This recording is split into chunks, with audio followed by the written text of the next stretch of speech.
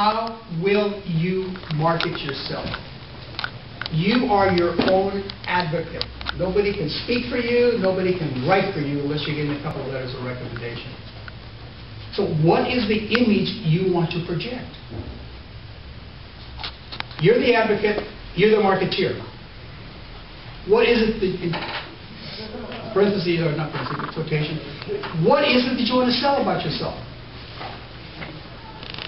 And what's the least interesting thing that people are not interested in knowing about?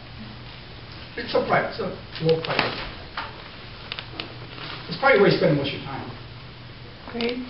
Coursework, yeah. No, grades are important. But they don't want to hear, I took this course here, I took this course here. No.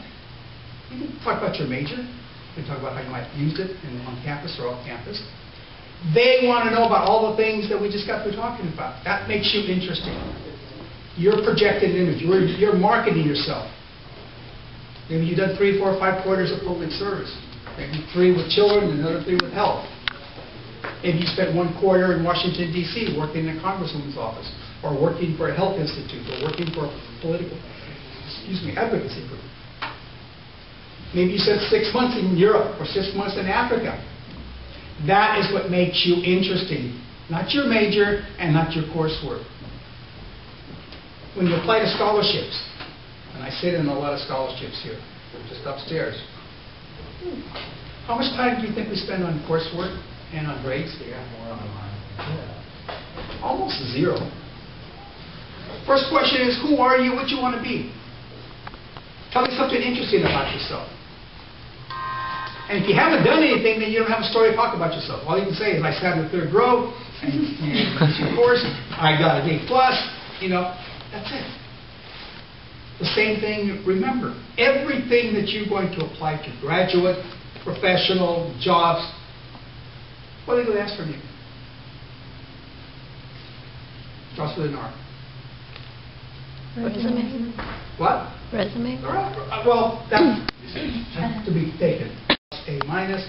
I look at the one or 2 courses it took for me, and they got an A, they got a B+. I didn't know who they were. We never talked to them. They never did research. And I'm not condemning that. As someone said, they earned an A, they earned a B+ in the course. They want me to write a letter of recommendation. What am I going to write? I cannot write.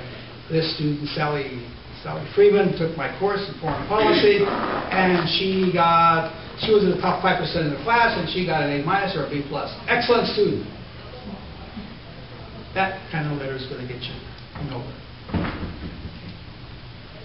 So you need to be sensitive to what you expect people who are going to write your letters of recommendation to do. What do they know about you? And you have to help them. You just don't go up to them and say, will you send this letter of recommendation to me? And not talk to them. You've got to give them the package. What you say about yourself, your transcript, what is the letter you sent to whoever you're going to apply to, it's a job, graduate school, whatever, law school. They need to know what you say about yourself. If you talk to them for a little bit, then they'll come up with a 1-page, page-and-a-half statement. Okay? You have to know the assets that are on this campus, whether they're unique courses, unique programs. How many here belong to a student program? That is, you're active in something on campus, off campus. Which one? Oh, ASC intern program. Okay. Yes. Oh, aside from this club, Yeah. I'd say the Buddhist club.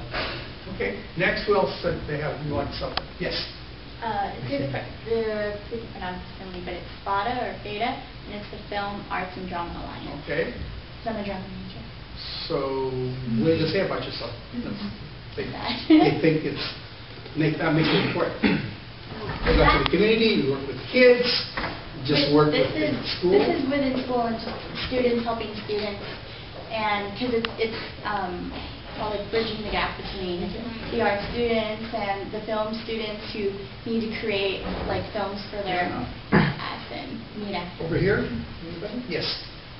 Well, I'm in a club called MIA, which is Medical Initiative Against Homelessness, and they work with like homeless families in Costa Mesa, particularly in the Motor Inn. when you have these student organizations or when you're involved in programs, let's explain it. You just can't put it there and assume that they know what it means. They don't. You have to explain the value of that participation, especially if your group or program goes off the campus and involves itself in the community with children, with women, elderly men, non-Spanish, non-English speakers. You have to explain in 2 or 3 sentences the value of that participation and why that's making you a better person. And if you're lucky, help prepare you to go on to the job, grad school, medical school, whatever.